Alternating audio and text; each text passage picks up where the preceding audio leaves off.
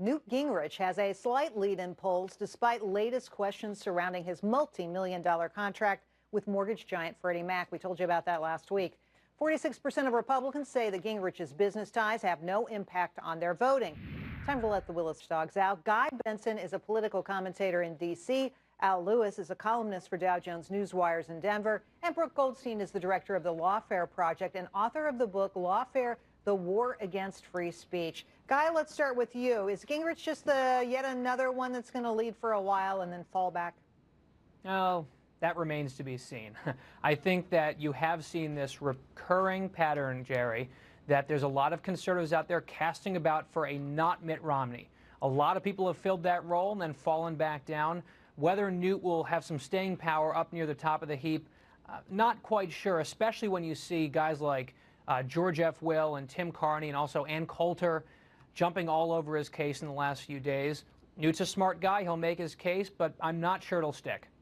Okay, Al, Newt's a smart guy. That's for darn sure. Does he have a chance to be president? I don't know if he's smart. I think he's not as dumb as some of the other players in this race. You know, he's professorial and people like that. He runs around being an historian for Fannie and Freddie. People seem to like that, even though they hate Fannie and Freddie. It's a good source of revenue for Newt. I think the guy's the flavor of the month, and if he's not the flavor of the month, this just shows that the Republican Party has no fresh ideas. They kind of go back to the early 90s to come up with an answer, and we all know where that led. Brooke, what do you say? I mean, is he flavor of the month? Yeah, I think it looks that way, but I think overall we can say that 2011 was the year of the aspiring Republican candidate. We have, in the past 365 days, seen no less than 6 Republicans reach #1. And right now, Newt is at his bluntest. He's called the Occupy Wall Street people dirty. He's told them to go get a shower. He calls child labor laws stupid. And apparently it's working for him right now, so it remains to be seen. All right.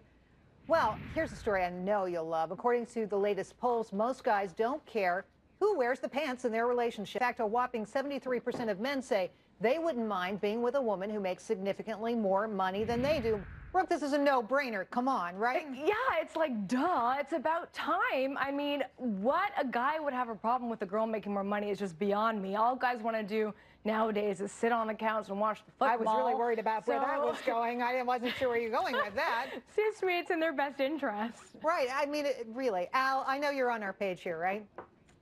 Absolutely. Rich wife, I've been married 17 years, and my wife makes tons and tons and tons of money. It's always been that way. And, you know, I wonder, what would it be like if I had a wife who didn't make money? I'd, you know, have to make her mow the lawn or something. I don't know. Guy, what do you say? Oh, I don't necessarily agree with this notion that men just want to sit around and watch football, although I don't necessarily object to that lifestyle. I will say that in this Obama economy, people have to make ends meet. They got to pay the bills. They got to stay out of debt. They've got to raise kids. And I don't think it's necessarily enlightened for us to say, sure, the woman could make more. It's just common sense. Whichever spouse makes more power to them. But, Guy, come on, you're young. So, right. I mean, do you feel like there's a power inequality problem there? I mean, do you in the back, way back in the back of your mind, are you worried about it? Am I worried about what? That there's a inequality, power inequality within a relationship between the man and the woman? Yeah. No. In some cases, perhaps. I can only judge based on my group of friends. Right. I don't see it. I'm sorry, we have to leave it there. Opened up that new line of questioning and didn't let you go. All right, Guy, Al, and Brooke, thanks so much. Enjoyed having you on tonight. Thank you.